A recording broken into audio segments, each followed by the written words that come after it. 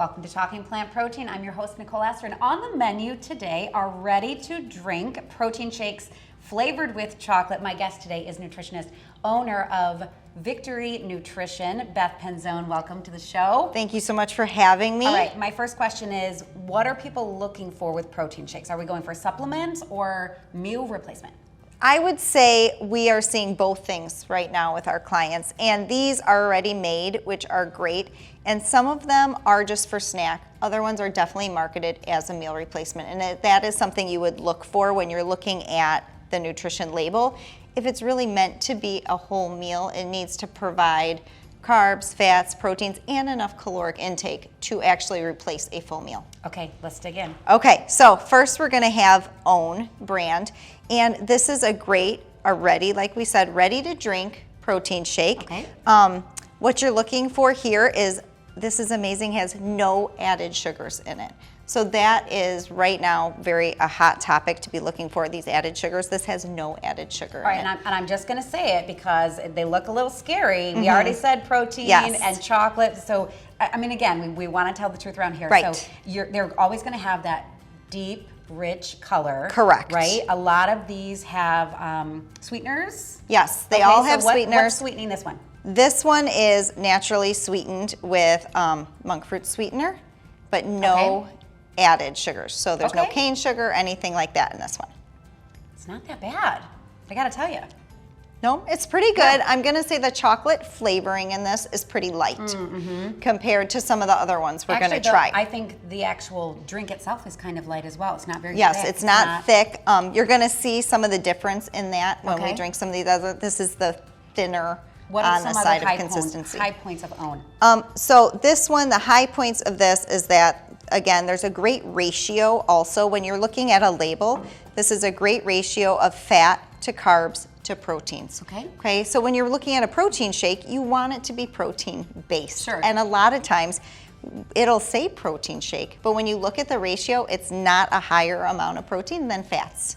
Okay. So this has a great ratio, a nutrient breakdown. And how many grams of protein, for This example? has 32 grams of protein in a very adequate serving size. Would this be one serving? This is one serving. Okay. Yep. All of these are considered one serving bottles. Wow. So that is something to look at, right? Yeah. Yes. So when you're looking at this is one serving, this is also one serving.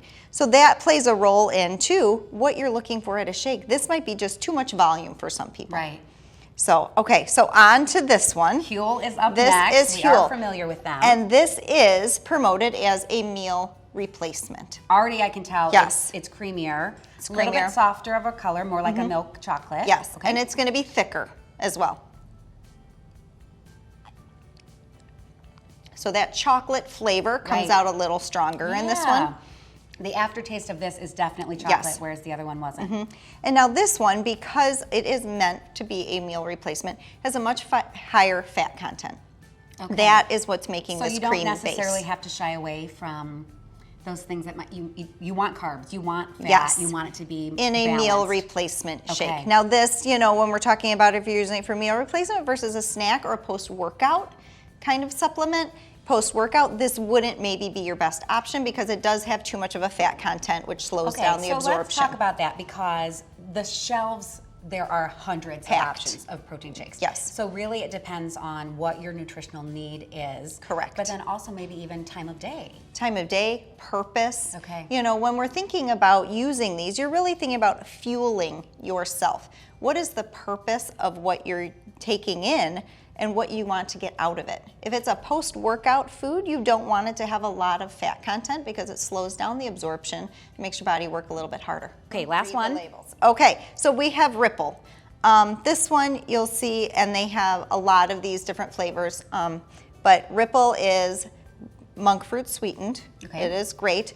It does have some added sugars in it, but for me this has a very great flavor, especially for families that are going vegetarian.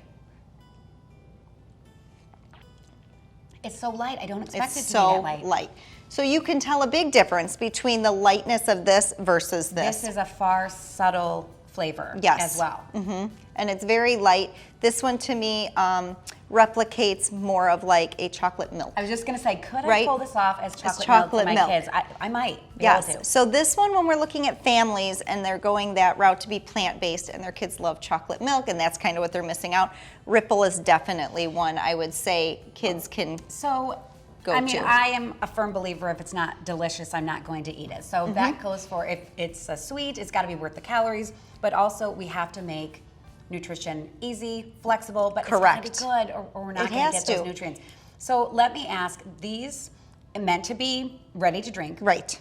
Is anyone putting this in their smoothie in the morning? Yes. Are we okay? So Yes. maybe we're changing the flavor of some that maybe is not as palatable for us. Correct. Okay. What about coffee? I've seen that as Coffee, well. amazing. Coffee creamers, you can use these as creamers. You want to be, especially iced coffee, you know, during the warmer months, that this is an amazing supplement instead of creamers that are usually dairy-based, high sugar content. This is a great way to start incorporating more protein into your day. Okay. So takeaways are absolutely read the labels. Absolutely read the labels. Know what you're using it for. Because are you using it for a meal? Are you using it for a snack? Children, adults, but know what the purpose is. So let's talk about protein content. I noticed all of them have pea protein. Yes. Any one source something else? Okay, so this one right here, this has a pumpkin seed protein Okay. as well. And when you're looking at them allergen-wise, they're all pretty clean, but this one is processed with tree nuts. So that's something you would want to be aware of if you do have allergens in your house. The rest of these are completely allergen-free, but this one does have coconut in it, so that you'd have to be careful with tree nut allergies. Okay. Now let's talk sweeteners, especially if you are not used to drinking protein shakes, right? You're going to want something that has a little bit of sweetness to it. For sure. So what are the ones that you personally recommend, and then also what do we have here? Okay, so personally I recommend something that's sweetened with monk fruit sweetener. Okay. That comes from a monk fruit tree, is very natural, and to me it has none of those aftertastes that sometimes you can get with what they consider the category of alcohol sugars. And that is how they sweeten a lot of these drinks without the added sugars. Okay. Okay, so monk fruit sweetener to me is very natural, and it does not have that aftertaste that some other And sweeteners available. have. It is available. It these is days. available, Yeah. and yes, you don't always just get it in prepackaged foods. You can get it now on the shelf when you're looking at all the sweeteners. Okay. And at home, are we replacing that one-to-one like we would a typical? So when you look at White the sugar? packaging, usually they come in a different variety. The liquid, there's liquids that you can drop in. There's baking blends that have a little bit of the monk fruit sweetener and some cane sugar.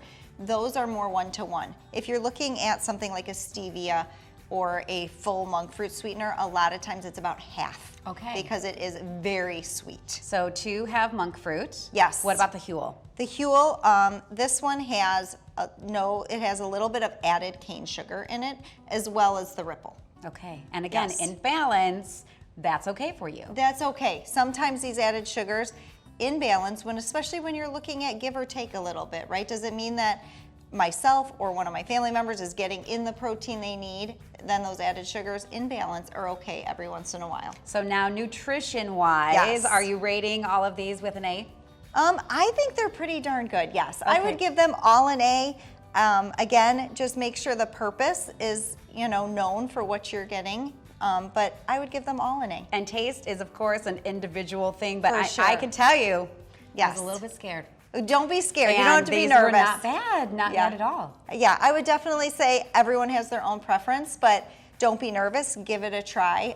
Most of the things on the market these days taste pretty good. Thanks so much for watching Talking Plant Protein, bringing you what you need to know, protein shakes.